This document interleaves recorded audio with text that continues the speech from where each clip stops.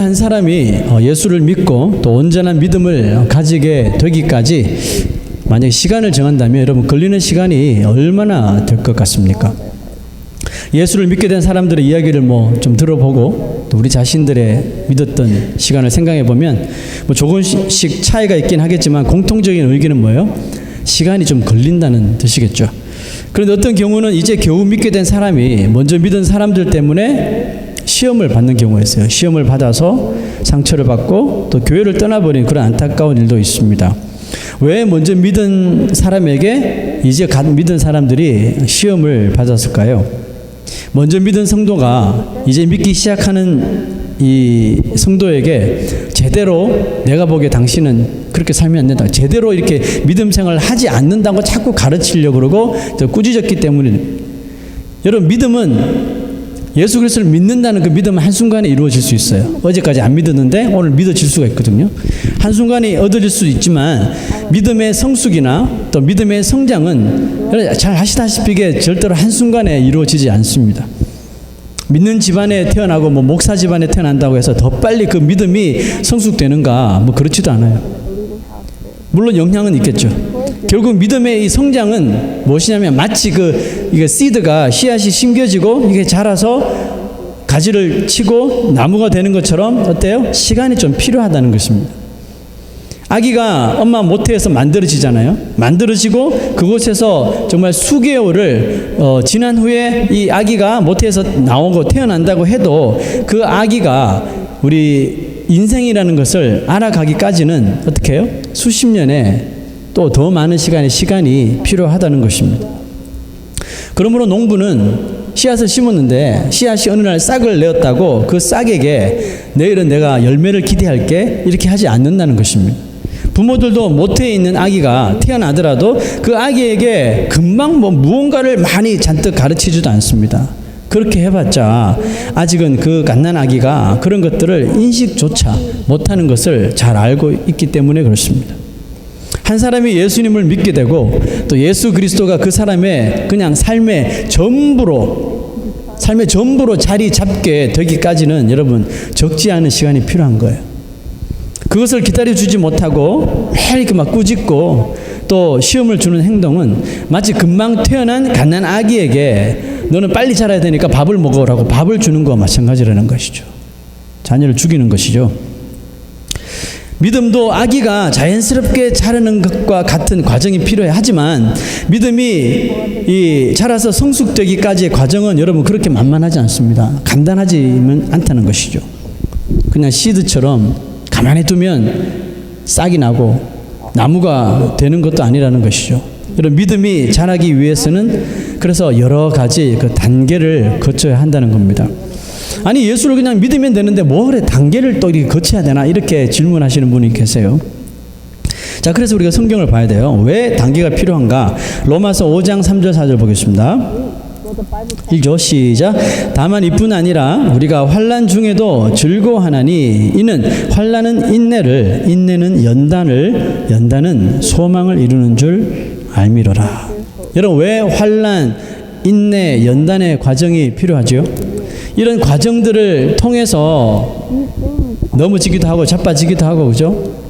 의심도 해보기도 하고 이런 과정을 통해서 구원에 대한 내가 믿는 예수 그리스도가 주시는 구원에 대한 그 믿음과 확실한 소망을 얻을 수 있기 때문에 그렇습니다. 저번 시간에 우리는 태어나면서부터 맹인이었던 사람이 예수님을 만나서 태어나서 처음으로 빛을 보고 눈을 뜨게 되는 이야기를 우리 함께 나누었습니다. 여러분 얼마나 기쁘고 또 감격스러운 일입니까? 그런데 아이러니하게도 이 사람이 눈을 뜨고 그 주위에 눈을 뜬 것을 보았던 그 사람들의 반응이 참 냉담하기만 합니다.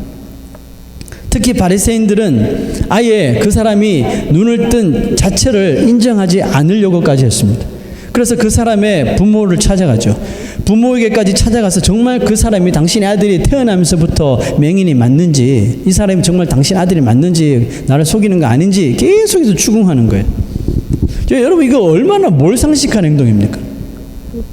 그런데 여러분 더 이해가 안 되는 것이 있는데 그것이 뭐냐 하면 바로 그 부모의 모습입니다. 자, 20에서 21절 한번 보세요.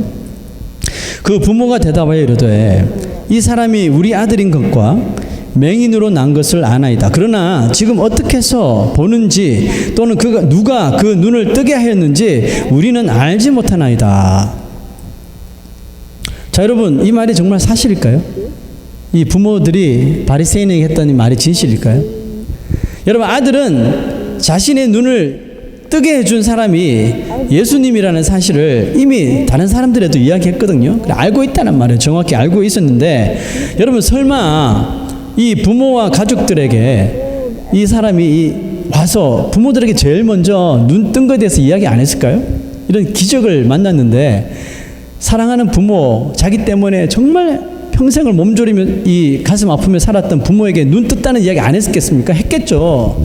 그래서 내가 예수를 만나서 이 눈을 뜨게 됐다고 분명히 이야기했을 거예요. 그런데도 왜 부모는 이 바리새인들에게 질문에 그 사람이 누군지 모른다라고 이렇게 말했습니까? 자, 이유가 있어요. 22절에서 23절 한번 봅시다. 다 같이 읽을게요. 시작. 그 부모가 이렇게 말한 것은 이미 유대인들이 누구든지 예수를 그리스도로 시인하는 자는 출교하기로 결의하였으므로 그들을 무서워함이로라. 이게 이유였어요. 근데 또 다른 이유가 있어요. 이러므로 그 부모가 말하기를 그가 장성하였으니 그에게 물어보소서 하였더라. 자, 여러분, 부모들은 자기 아들이 눈을 지금 뜬 것보다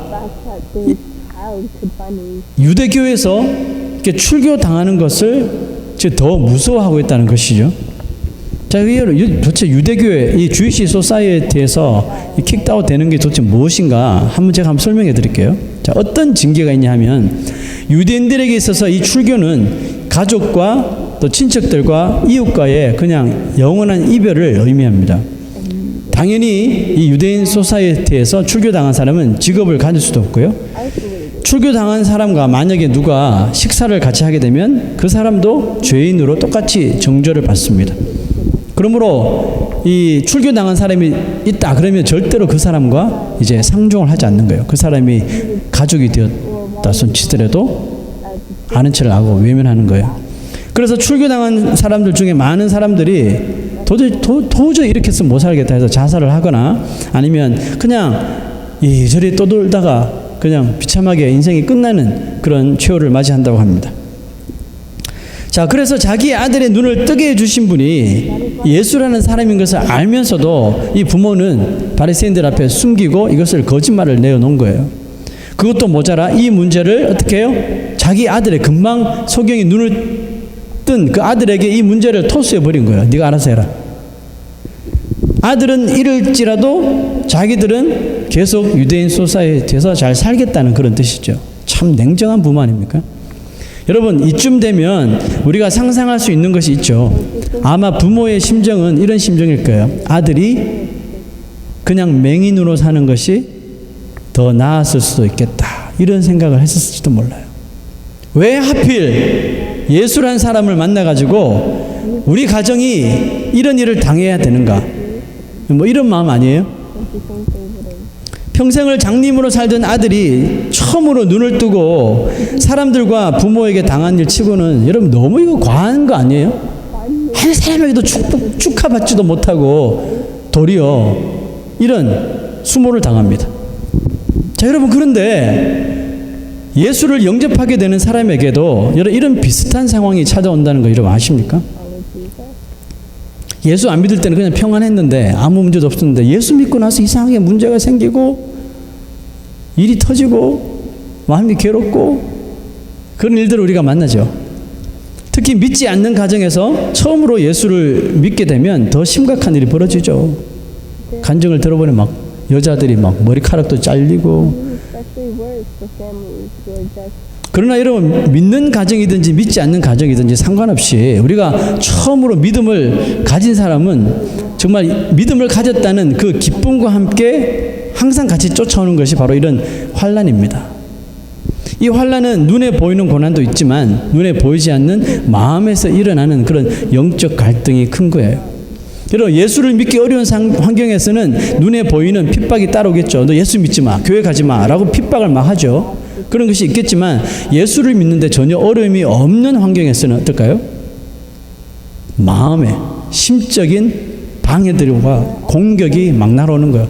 아니 예수 믿으면 다 축복받고 잘 되고 모든 일이 잘 된다고 형통한다 그랬는데 왜 예수 믿고 나서 더 이렇게 힘들고 어렵고 괴로운 일들이 많고 왜 이래? 심적 이런 갈등이 많이 일어나게 되는 거예요. 맹인이었다가 예수를 만나 처음 눈을 뜬 사람의 경우를 보시면 정확하게 이 두 가지가 동시에 찾아오는 것을 볼 수가 있죠. 바리새인들로 인하여 출교를 당할지도 모르는 압박을 받습니다. 부모로부터는 예수를 부인하라는 말을 듣겠죠. 너 바리새인들 찾아오면 너 예수 모른다고 그래. 예수란 사람이 너 고쳤다고 말하면 안 돼. 예수가 하나님의 아들이라고 말하면 절대 안 돼. 얼마나 압박을 했겠습니까? 아니면 너 출교당해. 여러분 이 사람의 마음에도 눈은 떴지만 얼마나 심적인 마음에 심각한 영적 갈등이 일어났겠습니까? 뭐 이런 마음 이런 생각했겠죠. 그렇지 예수 내가 뭐 잘 알지도 못하는 사람인데 그냥 바리새인들한테는 모른다고 이야기해버릴까? 아니면 나는 정말 하기 싫었는데 그 예수라는 사람이 오라 그러더니 막 눈에 진흙 바르고 막 실로암 못에 가서 씻으라 그러고 억지로 해서 내가 한 것뿐이다. 이런 식으로 말해버릴까? 거짓말을 할까? 아마 이런 갈등이 이 사람 마음에 요동이 쳤을 거예요. 자, 이제 이 사람이 어떻게 이와 같은 환난을 대처하는지 그 방안 한번 봅시다. 25절 한번 봅시다.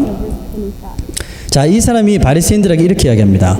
그가 죄인인지 내가 알지 못하나 한 가지 아는 것은 내가 맹인으로 있다가 지금 보는 그것이다. 또 우리 32절 33절 한번 보세요. 창세 이후로 맹인으로 난 자의 눈을 뜨게 하였다 함을 듣지 못하였으니 이 사람이 하나님께로부터 오지 아니하였으면 아무 일도 할 수 없으리다. 자, 여러분 이 간단한 고백이 얼마나 명쾌하고 가슴 시원해지게 하는 답변입니까? 맹인이었던 이 사람은 자신의 눈을 뜨게 한 예수가 하나님의 아들이심을 의심하지 않죠. 그리고 오히려 하나님의 아들이신 예수님을 지금 죄인으로 취급하는 이 죄인으로 취급하고 또 모함하려는 바리새인들과 예수님을 그리스도로 인정해버리면 출교당하는 그 출교가 너무 무서워서 태어나서 난생 처음으로 눈을 뜬 이 피부치 자식을 외면하려고 하는 이 부모에게 저 분통을 지금 터뜨리는 말이라는 것이죠. 한 가지 아는 것은 내가 맹인으로 있다가 지금 보는 그것이라는 거예요. 그분은 바로 하나님의 아들이라고 아니면 이런 일을 할 수가 없다고 분통을 터뜨리며 말해버린 겁니다. 여러분 이 고백이 왜 대단한 것인지 아세요?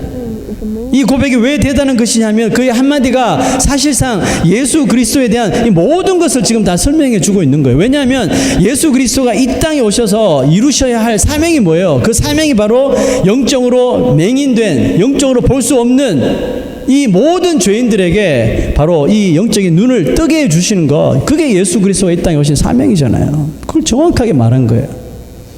이 사람은 눈을 뜨자마자 만난 예수를 믿음으로 엄청난 환난을 마주하게 되었죠. 이 고백을 통해 얻게 된 것이 있어요. 34절 봅시다. 그들이 대답하여 이르되 네가 온전히 죄 가운데에서 나서 우리를 가르치느냐 하고 이에 쫓아내어 보내니라. 이 바리새인들이 결국은 결단한 거예요. 이 사람을 유대교에서 출교를 해버렸어요. 출교를 당하게 됩니다. 자, 여러분 근데 가만히 생각해 보면 강제적으로 출교를 당하였다기보다 이 사람은 출교 당하지 않을 방법이 있었죠. 왜? 예수가 하나님의 아들이 아니라고 말해버리면 되니까. 그런 방법이 있었는데도 불구하고 출교를 당했다는 것은 자기 스스로 이 출교를 당하는 길과 예수를 그리스도라고 고백하는 것과 맞바꾸어 버렸다는 것이죠. 이렇게 예수를 만나 육적인 눈을 뜨고 영적인 시력도 얻게 된 이 사람은 이 환난과 또 인내의 과정을 거치며 신앙의 연단을 받게 된 것입니다. 여러분 한 사람이 예수를 믿고 신앙의 삶을 시작할 때 이처럼 마귀는 가만히 있지 않습니다. 마귀는 우리의 특별히 처음 믿은 자의 영적인 시력을 뜨지 못하게 하려고 온갖 수단과 계략을 꾸며서 그 믿으려고 하는 그 믿음, 신앙을 자꾸 포기하게 만들어버리는. 그래서 처음 믿은 사람이 참 시험거리가 많죠. 환난이 많고 뭔가가 많이 일어납니다. 오래 믿은 사람들보다는, 신앙이 깊은 사람들보다는 더 뭐가 많습니다. 자꾸 마귀가 와서 이것을 내려놓게 영적인 눈을 더 뜨지 못하게 포기하게 만드는 것이죠. 그러나 이런 과정을 통해서 여러분 출교를 당한 그 사람에게 어떤 일이 시작되는지 우리 한번 잘 눈여겨보십시오. 35절에서 36절. 예수께서 그들이 그 사람을 쫓아냈다 하는 말을 들으셨더니 그를 만나사 이르시되 네가 인자를 믿느냐? 대답하여 이르되 주여 그가 누구시오니까 내가 믿고자 하나이다. 자, 그 다음 37절요. 예수께서 이르시되 네가 그를 보았거니와 지금 너와 말하는 자가 바로 그이니라. 이르되 주여 내가 믿나이다 하고 절하는지라. 예수 그리스도를 직접 만나고 난 이후에 완전히 달라진 이 사람의 모습을 볼 수가 있죠. 믿고 절했습니다. 이 사람에게 어떤 변화가 생겼을까요? 예수님은 억울하게 출교를 당했으나 믿음을 포기하지 않는 이 사람을 찾아오셔서 바로 그에게 이 구원의 확실한 소망을 주셨습니다. 자, 여러분 생각에 이 사람의 앞으로의 삶이 어땠을 거라 생각이 듭니까? 이제 출교를 당했으니까 이제 또 돌아다니면서 사는 인생이 됐겠죠. 자포자기하면서 그냥 살았겠습니까? 절대로 아닙니다. 이 사람 앞으로의 삶은 아마 전도자가 되었든지 선교사가 되었든지 어디를 가든지, 그죠? 예수를 전하는, 복음을 전하는 자의 삶을 분명히 살게 되었을 것입니다. 그러므로 이제 이 사람에게는 웬만한 시험이나 웬만한 환란이 찾아와도 결국 이 사람의 신앙은 절대로 흔들리지 않았을 것입니다. 저는 우리는 이 맹인된 사람이 눈을 뜨고 완전히 예수 그리스도를 통해서 구원의 확신을 얻게 된 이 짧은 과정을 우리 그리스도인들의 신앙의 성숙을 이루기까지의 긴 여정이라고 생각하시면 돼요. 그 긴 여정을 줄여서 보고 계시다고 하시면 돼요. 왜 하나님은 믿음 생활을 시작하는 자들에게 환난을 주시는 걸까요? 바로 이 구원의 소망, 천국의 소망을 가지는 것이 얼마나 귀하고 큰 축복인지를 더욱더 깊이 깨닫고 알게 하시려는 거예요. 여러분, 아무런 어려움 없이 신앙생활을 하려고 하는 사람이 있어요.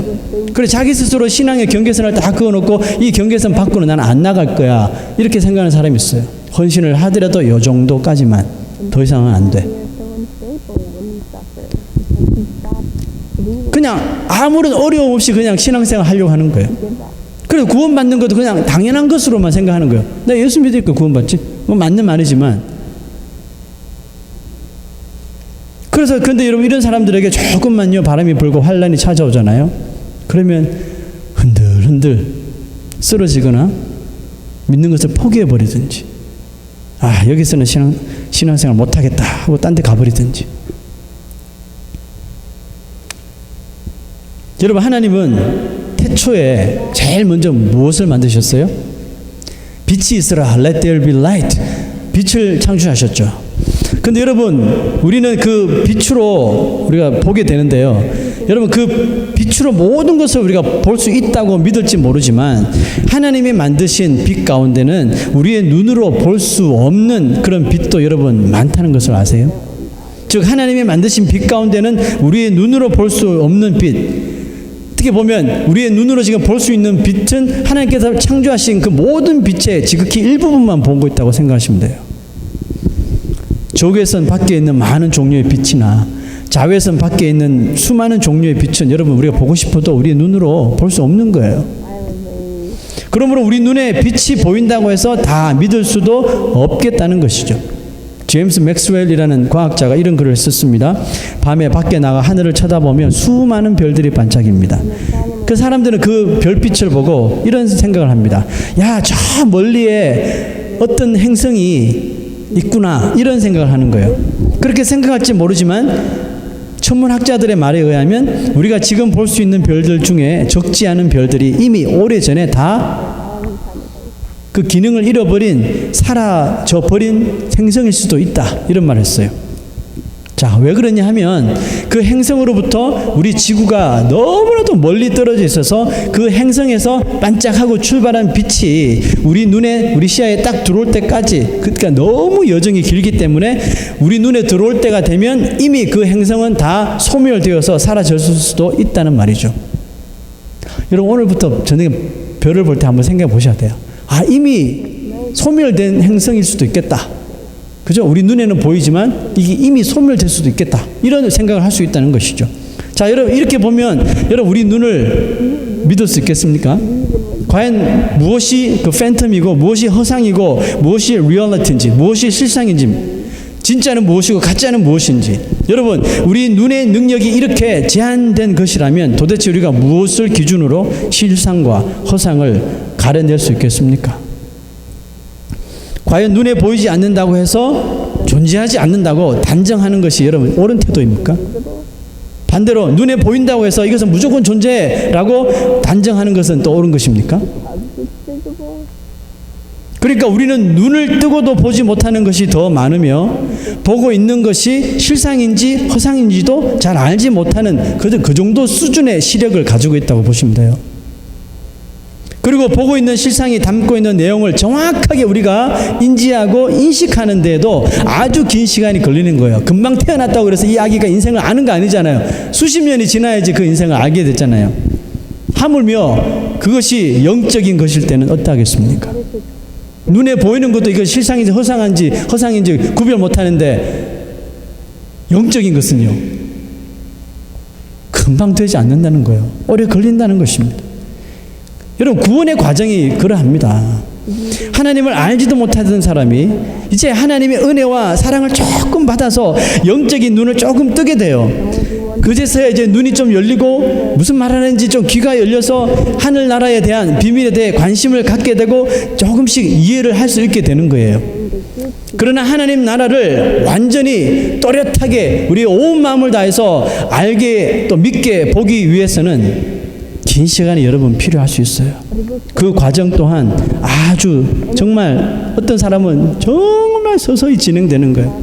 아니 평생을 믿는 것 같은데 여전히 구원 받으셨어요? 그러면 이러고 있고요. 정말 서서히 진행되는 거예요. 그러니까 그 과정이 뭘 합니까? 자기 신앙에 대해서 또 회의를 느끼고 또 이거 안 믿어지고 막 의심하고 조그만 또 시험이 찾아오면 막 넘어지고 막 자빠지고 이제 교회 안 다닐래, 예수 안 믿을래. 여러분 우리 이런 삶들 다 거쳤잖아요. 그죠? 이런 과정이 필요하다는 거예요.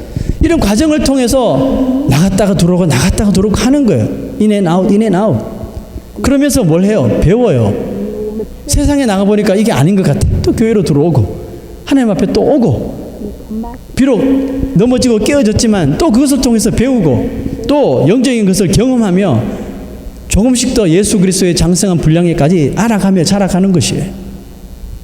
그래서 우리의 신앙생활의 성숙과 성장이 이렇게 더딘 것처럼 느껴지는 거예요. 그러니까 먼저 믿은 사람, 예수 그리스도가 내 삶의 전부라고 믿는 사람은 그렇지 못한 사람을 볼 때 너무 그렇게 막 밀어붙이지 말라는 거예요.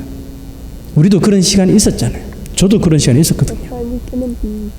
그러므로 먼저 믿고 확신에 찬 신앙생활을 하는 사람은 그렇지 못한 사람을 만나게 되면 또 그런 사람이 만약에 가족일지라도 자녀일지라도 기다려 주셔야 돼요.